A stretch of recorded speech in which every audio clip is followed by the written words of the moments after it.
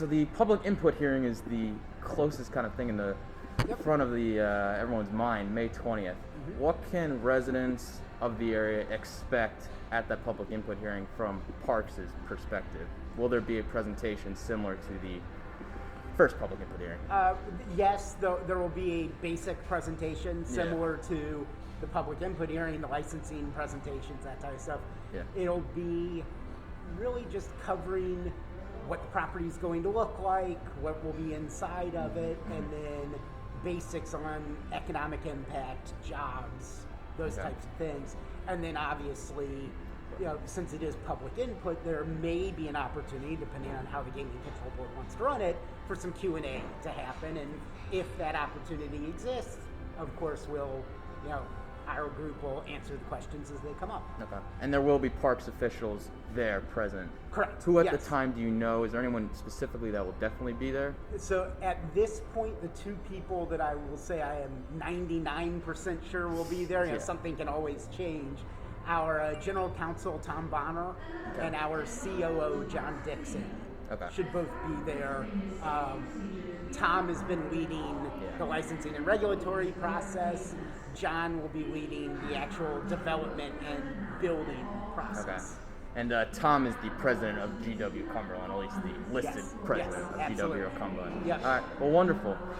What at this time can you say, and again, it's all still pending because the license hasn't been formally approved yet, but what can you say at this time is going to be inside the casino? I know that it said 600 gaming seats, but can you divulge a little bit more? So it will be mainly slot machines. Okay. There will be electronic table games, similar to the Fusion e-tables that we have on our casino for like the main Parx casino in Bensalem. So those will be a single live dealer dealing cards, and then a group of people playing at terminals off of that single hand being dealt. So it's not purely electronic, like in the old days people think of, electronic blackjack, and there was a video game basically, and the screen deal. This is an actual live real dealer. But they're dealing onto their table, and then you can have up as many as you want of terminals, and it's still to be determined exactly how many terminals it will be. I would think it'll be at least 20, but could be significantly more than that. And then the rest will be normal mixture of slot machines and video poker games. But in total there will be approximately 600 seats. About 600 gaming positions in total. Gotcha. Yep. Now, right now, Chickies and Pete's was the, I guess, unofficial restaurant sports bar that was going to be inside the casino as well. Is that finalized yet? So it is not 100% finalized, signed deal, because neither side wants to actually do that until the license is granted, and we're sure it exists. But yes, the plan is for the food and beverage operation there to be run by Chickies and Pete's. And they've been a great partner with us for years and years and years. They were one of the original restaurants in this building when it opened 11, 12 years ago. Gotcha. And the other portion of the building, half of the building has not been determined yet? As to what its use will be? So it's probably about, I'd say, a third to 40% of the building that won't be used by this facility. We are leasing the entire building, so we are interested in subleasing the rest of the space. If there's anyone, any entrepreneur or business person in the Shippensburg area that has an idea and would like to use that space, we will be more than happy to talk to them about opportunities to sublease it. Any leads at this point, or anything specific that Parx is looking to bring into that other portion of the space at this time? Nothing specific. I would think that we will just want something that is complementary to the business. So whether it's some sort of food and beverage outlet, whether it could be retail, it could be entertainment related, whatever it may be. If someone brings forward a good opportunity, we'll listen. Wonderful. Now, in terms of the size, it's obviously branded as a mini casino. That's the term that's thrown around. Can you give me a comparison? How does that compare in size to your Parx casino in Bensalem? So it'll be significantly smaller than the Parx casino here in Bensalem. We are probably talking 20% of the size of the building here. It will be very comparable in size to the Category 4 casinos that are either operating or being built now. So the live property out in Westmoreland, the Hollywood properties that are about to open up, this will be very comparable in size to those. Okay, gotcha. Now, there's the slot machines, and then there's the electronic table games. Will there be any other gambling opportunities outside of those? Like, is sports betting a part of that at all, or how does that work? That is still to be determined. Okay. There is the possibility that there will be both sports betting and race betting there. Yeah. Still working to be some conversation has to happen with the gaming control board and make sure that everything is fine to do that. Okay. If the opportunity presents itself, it's something we will work on. Okay. Is that a separate license or? That's a question that's still being debated by the Gaming Control Board. I honestly can't answer it because I don't know what the answer is going to be. Okay, but it's something Parx is interested in pursuing. We would be interested if the opportunity is there. Okay, gotcha. Now, at this public input hearing, you'll most likely hear people say that they have concerns about drugs, crime, traffic, gambling addiction. Yes. What would be your message to those residents right now in terms of those concerns? So, totally understand people having concerns, especially when this is something coming into their city and their neighborhood that they're not used to and they haven't experienced previously. It's very normal for communities to have those concerns. The critical thing is for people who are concerned to do research and to talk to people. Okay. If it's a town official or anything like that, I would more than recommend that they reach out to officials here in the Bensalem area. Okay. We have definitely done studies of this area, but more importantly, the township, independent of us, has done studies and have said back to us that actually, as it turns out, in the years that we've been here, per capita crime rate has actually gone down. Traffic, everyone thinks is going to be a major issue whenever a casino comes in. What people don't understand until they've experienced it is the traffic patterns in and out of a casino are really no different than the traffic patterns in and out of any big box retailer. It's not, people think about, it's like putting a stadium in and you have these big traffic jams. The difference is an event at a stadium, everyone's arriving at the same time and leaving at the same time. That's not how traffic works with a casino property. It's a flow of traffic over the course of the full day, and really, frankly, is no different than a Walmart, a Home Depot, a Lowe's, any big box retailer that has traffic coming out, in and out over the course of the day. So the traffic studies that we've done and the traffic studies that the state have done have said, especially given that this site was a former Lowe's, has a Walmart nearby, has full parking lots, they've really said there is no expected traffic impact. The only thing that will likely happen is there are a few stoplights that may get retimed and rerouted to help traffic flow more easily. Nope, I understood, and I'll definitely get into the traffic impact. Have a couple other questions about that specifically. Right.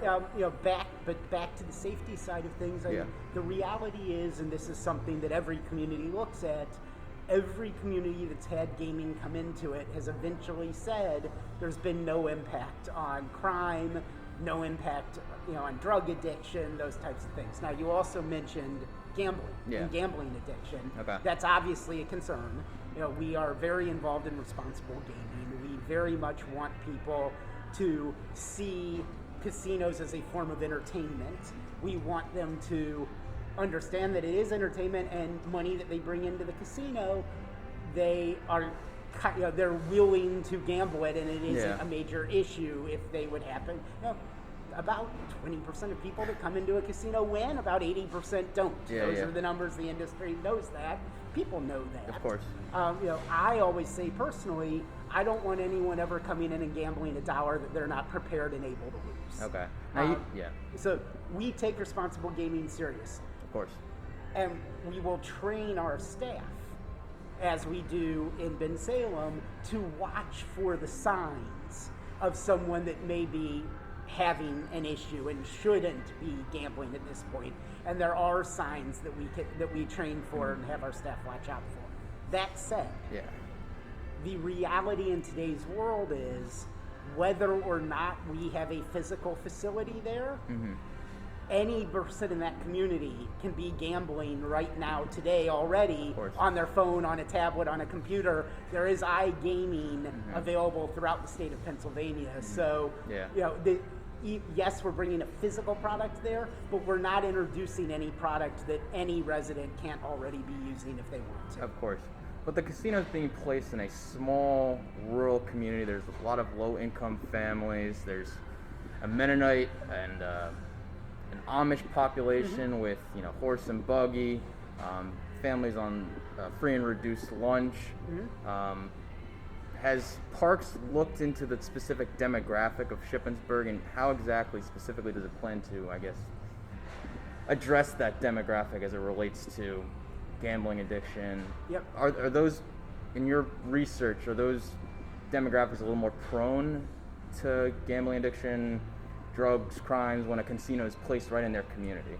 So again, the research has actually said that doesn't happen. That someone, frankly, and this is the downside of the business at some points. But it's true. It's no different than someone opening up a local bar. If there is an individual that has a predilection to have that issue, they will find a way to have that issue. Whether you're talking alcohol, drugs, gambling, any of the things that are illegal for, well, not drugs, but alcohol and gambling for someone that's over 21, whether or not there is a, the physical casino in their community, if someone has the predilection to have that issue, unfortunately, they're going to find a way to have that issue. And we, as a company, want them to get treatment and want them to, gamble responsibly, and that's why we train all of our staff to look for the signs of someone that may be having a problem, and we will approach them if we believe they do have a problem. In fact, here in the Bucks County area, we have a partnership with Live and Grin, which is a large treatment facility for all different types of issues. We have a direct partnership with them, and we'll refer people that we have, that we think may be having some issues over to Live and Grin to get help. Is there a similar partnership being discussed in Shippensburg? So there's not yet, but there will be at some point. Yep. Now, in regards to what one may call a partnership, Shippensburg Township doesn't have a local police force. And I know that was discussed at the conditional use hearing specifically. Is there anything to report in terms of intergovernmental relationships between Shippensburg Township and the Shippensburg Borough Police Department as it relates to Parx's proposed casino? And the state police play a role in that. Because right now, as I understand it, in the township, the state police are the police force in the township. So there are multiple things to say this. There is not an answer yet today. There will be an answer before the facility opens. We will make sure that there is a safe, secure facility that has adequate policing there. Absolutely, that will happen before we open. What the answer is going to be is something that will be determined over the course of the next year, in the process before we open. Now, we have a very good relationship with the state police. The state police have a physical presence at the main Parx facility in Bensalem. They likely will not have a 24/7 physical presence in Shippensburg, but there's still a very good relationship there. There will be conversations with the township, with the borough, with the state police, and a solution will be figured out. Is there anything that you can divulge in terms of those conversations to this point? Anything you're leaning towards? We can't yet. Every option is still on the table, and the conversations, frankly, are just starting to get going, and in some cases haven't even really started to get going yet. Because a lot of people are saying, let's wait until the community hearing happens, wait until the license is granted, then we can actually start dealing with this. Wonderful. And as you've already told me, late 2022 is still the expected opening if all goes hopefully a little earlier than that. We're hoping, I would say, for late summer of 2022. If all goes as planned, we'll have the community hearing in late May. Hopefully the Gaming Control Board will give us our license in June. And then there will probably be a somewhere between 6 and 12 week process to get permits and all the necessary approvals to start construction. We would love to start construction sometime in July or August. and we think it's probably going to be a 12-month, could drag to 14 or 15-month build out. So we're hoping to be able to start in July or August, have it be 12 months, and be able to open in the summer of 22.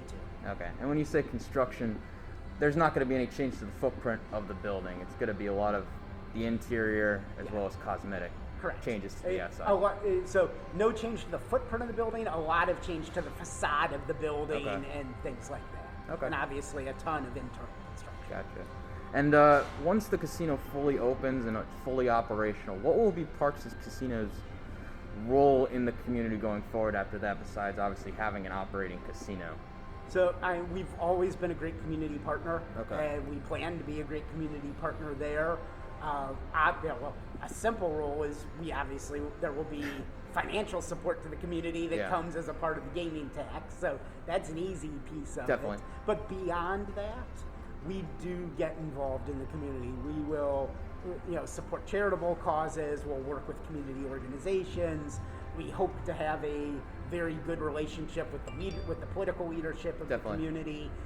Here in Bensalem, we have a very good relationship with with Fred Herron, who runs the safety and security of the community and the firefighters and police force and all that, to the point where there have been times where the community has come to us and said, hey, we could really use help with this, and we help. Yeah, okay, well said, thank you. In terms, and we hit it on already, but the local actual economic impact, as far as I know, it's $690,000 that's going directly to the township. That's the projection right now in gross gambling revenue. Is that accurate? That is the current projection. It's hard to tell for sure until the business is operating, but the projections that are being given now are what we expect. Okay, wonderful. In terms of, I wanted to hit on the past just a little bit, because this has been a long process. I mean, I guess the gambling expansion law was passed in 2017. Parx won their right to the license in 2018. What has I guess let me just first ask, was it expected that this process would take that long? Or is there always chances for bumps and hurdles when it comes to a license of this magnitude? I would say you never know. So, for instance, the new casino that's opened up in South Philadelphia, here in the Southeast Pennsylvania region, that license was approved in 2014, and the property opened a couple months ago. So, these things can take hugely variable amounts of time. Obviously, we would have hoped that it wouldn't have taken this long, but there, frankly, were two major factors that caused it to take the time it did. The first was finding an appropriate site. As you know, and as I think everyone in the community knows, the site that we're going into now wasn't the first site that we looked at. There was a different site that we looked at. However, that site ended up having some, I don't want to say architectural or landscape issues, had some issues in terms of the land. And made it both from a construction point of view and frankly from a financial point of view really not feasible to be in that original site. So we then went back and looked at other sites and found the site that we're now going to be in at the site of the former Lowe's. So that took some time. Then frankly the second thing that delayed things was the pandemic. I mean, in a lot of ways we sort of lost a year due to the pandemic in terms of, for a lot of reasons. Some of it was on the community side of things, but a lot of it, frankly, was our own internal decision-making of wanting to see where society was coming out of the pandemic and make sure that the project still was a project that made sense. We've come through the pandemic, thankfully. I think the whole world is believing we're seeing, the brighter side of things and the world's getting better. And, given that, we're confident now that this is a good project and a project that we want to move forward with. Now, the impact of the pandemic, the selection of the site were the two big factors that delayed the project ultimately from moving forward. Did the negotiations of the sublease of the former Lowe's building take time as well? Did that contribute at all to the... They did take time. I wouldn't say that contributed to any additional delay because there were other, we really got it done during the time of the pandemic. So it was kind of side by side. Right, exactly. So I don't believe there was additional delay beyond the delay from the main two factors. Okay. Now, obviously, the Chambersburg Mall had been discussed at some point. Did those talks gain any traction once the first site in Shippensburg Township fell through? I can't really talk too much about the different, things that we looked at. And, we're happy with where we are. We're very happy that we got the site that we did. We think it'll be a great project. Okay. But the Chambersburg Mall definitely was discussed. There were a number of sites that were discussed at different times. Okay. Okay, well said. And going back to that bid that Parx placed for their mini casino back in 2018, why was Parx interested in building a mini casino in the first place? What exactly was the draw? Why were they confident that it would be successful?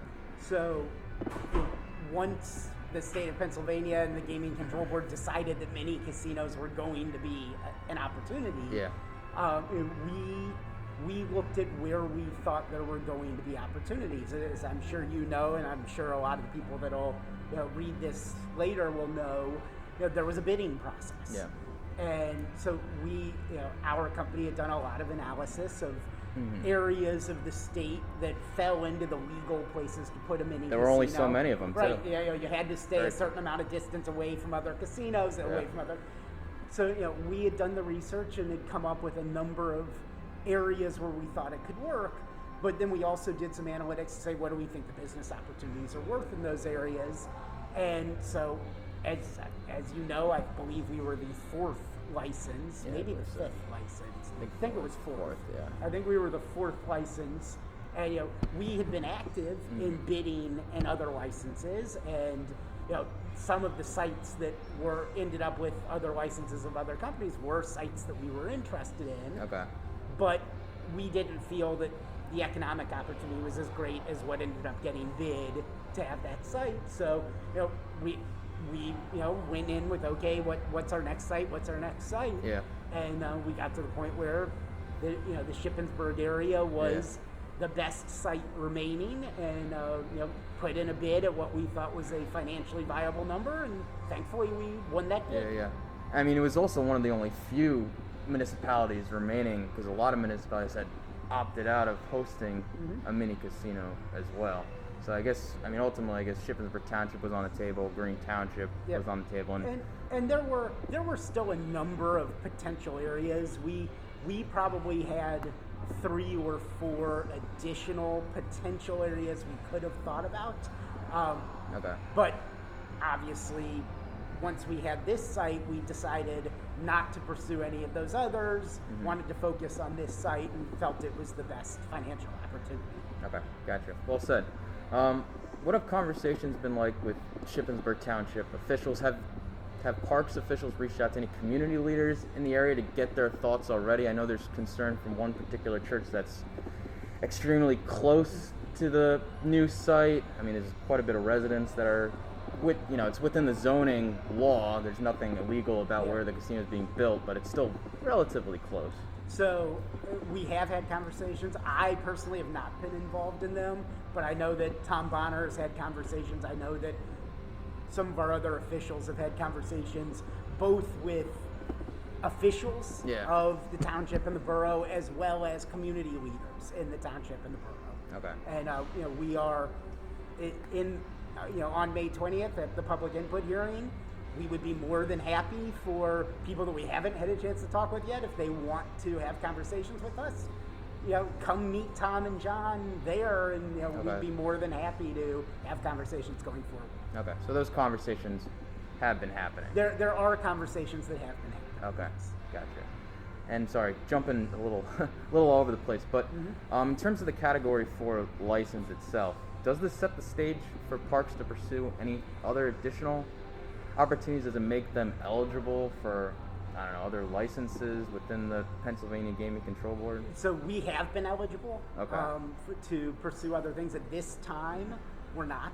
At this time, our focus is have the main property recover fully from the pandemic, which is going very, very well. Get the Shippensburg project launched and built and operational, And then there is a focus on online casino and online sports betting as well, both in the Pennsylvania market as well as some other markets around the country. Okay. You know, those really have been the focuses at this point. Okay. Can you give me a general sense as to how much of Greenwood's portfolio this mini casino kind of makes up? I mean, obviously you have the major casino out in Bensalem, you got online sports gambling, you got some turf clubs as well. Can you give me a approximate percentage as to how much that mini casino is expected to kind of make up? Anything I give you is going to be an estimate at this point. You know, my guess is that it's going to end up big picture once have iGaming in the different states we're looking to launch. It's going to likely be in the ballpark of 10% of the portfolio. Maybe a little more than that, maybe a little less than that, but it's in that ballpark. Okay, well said. That's enough that it's significant. It's not going to be a project that we launch and sort of get it going and then ignore it. It's going to be something that is a critical piece of our business, and we will have a piece of the organization focused on making sure not only is it a successful business, but it's a successful community partner, it's a safe business, and that the community actually, and we know it'll take some time, but over the course of time becomes very comfortable and even appreciative of our presence there. Okay. Now I know I had asked you before, once the casino's opened up, what will be the role of Parx in the community besides obviously operating a mini casino?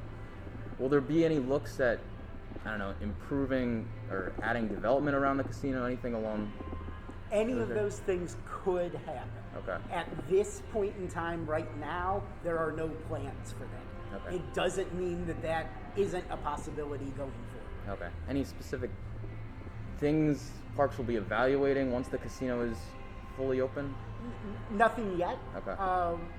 We're a company that likes to look at think about opportunities that we may bring forward, but then also look at opportunities that come forward to us. Okay. So, we will be open to any ideas that are out there. We'll be open to people coming to talk to us about things. Okay, gotcha. Timeline-wise, again, summer 2022 is when, assuming Parx gets the slot 4 casino license, is when the casino would be open. Any envisioned hurdles that could stop that, or anything you think might pop up between now and then? Is the traffic input dispute in the rearview mirror now, or? We believe that's in the rearview mirror. Could always pop back up again. I would say the major potential hurdles at this point, obviously, we still need to get the license granted. That is the biggest. Where obviously we hope the input hearing in a couple of weeks goes well. We hope the Gaming Control Board then grants us the license in a timely manner. That has happened in all of the other Category 4 casinos that are out there so far, so we're hoping that happens with us. That's the first major hurdle. Second major hurdle will then be the permitting process. Okay. We expect that to go forward in a timely manner, but could something happen? Absolutely. Assuming that goes forward in a timely manner, we're able to start construction mid to late summer of 2021, then our expectation is we'll be okay, and we'll be on track. There's always the possibility that something goes sideways during the construction process. Who knows what it could be? Most of the time when those things happen, it doesn't cause a significant delay. Someone may have to scramble a little bit, maybe it delays things a week or two, but nothing significant. Okay. No. Gotcha. Could something major happen? God forbid, please don't take this seriously. Could a tornado roll through? Of course, things anything could happen. But hopefully nothing like that happens, and our plan will be, assuming license gets granted in a timely manner, permits happen in a timely manner, and we're able to start construction, we should be able to stick in the ballpark to that time frame. Yeah, construction's always up in the air in terms of timeline. It is, but we've gotten very good at it. Okay. We have very good construction partners that we've worked with here in Bensalem and in other places. We do a lot of projects, even if they've just been additions to the main facility in Bensalem. So we're pretty confident that between our internal team and our construction partners. That once we're actually able to get the ball rolling, we'll be able to stick pretty close to the What other construction projects, and thank you again for the time, wrapping up, Yeah. What other construction projects has Parx taken on outside of its main Bensalem facility? So most of them have been at the main facility, but as you mentioned, we do have our race and sports books. So in pretty much every race and sports book has had a construction project of some point, at some point. We also have our racetrack here, so we have construction projects that have gone on there. We are a part of the Freehold racetrack in New Jersey, and we've done some things over there. So there have been different things in different places. The major projects have been within the Bensalem physical plant, whether it's on the casino side or the racetrack side. Going back to traffic impact, one last time. During the Pennsylvania Gaming Control Board hearing, a cap was agreed upon in terms of how much, I guess, Parx would spend on any potential mitigation improvements. But as was stated during the conditional input hearing, it's kind of a moot point because the determination was that the Lowe's facility generated more traffic impact than any potential mini casino. Is that accurate? Like right now, there's not going to be any traffic improvements made to the immediate area? So at this point, we do not believe, nor do the third parties that did the study believe, that there need to be those improvements. As I mentioned a little bit earlier, what we do know is going to have to happen is there'll be some rerouting of traffic lights and some retiming of traffic lights. And the belief is that will allow the traffic pattern to flow with no issues. The reality, as is always the reality, is until we actually have the building, the property built and we're operating the business, no one can know 100% for sure. So the likely scenario, which is also a good case scenario, is everything's fine. In the worst case scenario, that the property opens up and we realize that there are some traffic hurdles, we will work to address those. Because traffic hurdles, while they're bad for the community, they absolutely are bad for the community, are also bad for the business. So if it becomes difficult to get in and out of the business, and it's not easy to get there and park and come to the property, people won't want to come to the business. So if there are any traffic impacts that do end up happening, we will work to alleviate. Has that cap been established yet? I know it was kind of a later date. I am not 100% sure whether it's been established or not. I do not know if it has been. Traffic impact, that dispute, was that the main reason that the first site fell through? I know there have been multiple outlets that have said the sinkholes. I was going to say that actually the sinkholes were probably the bigger reason. There became a question about the stability of the property to be able to handle, the level of activity that would take place on it. And we didn't want to, you don't want to take risk with things like that. So yes, the traffic dispute played a role. The sinkholes also played a very large role. As well as potentially sharing the access way with the incoming warehouse. That was a factor, but we had talked with the business, with the business, and we felt that there was a decent chance that would have worked out. Two more questions.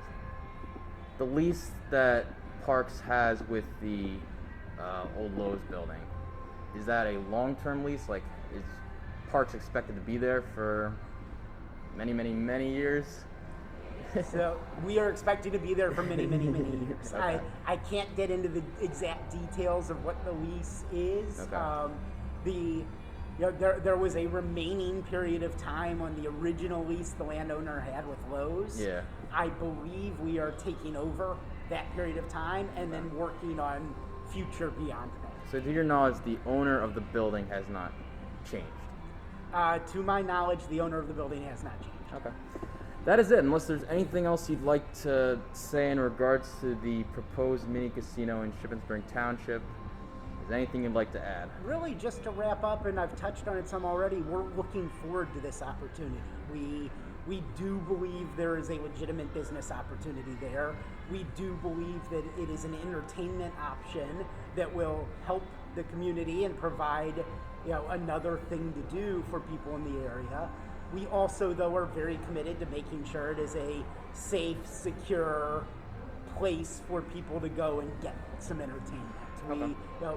We, as we do here, will work to prevent the potential issues that some people think come along with the casino coming into the community. And we're excited to be a part of the community and excited to become a community partner in that area. When will jobs become available, or when will applications be taken? So there are two levels to that. So there will be construction jobs, and construction jobs really will go through our construction partners. And that will start as soon as they know they have a project, and they will be hiring people in the local area to do construction. As far as the full-time casino, we're expecting about 125 jobs to be created. My guess is we will really start the recruiting for those roles about 6 months out to the opening, and then we'll probably bring people in, depending on the area, anywhere from a couple of weeks to a few months prior to the opening to make sure that everyone is trained up and ready to go. Okay. Thank you. You're that is very all. welcome.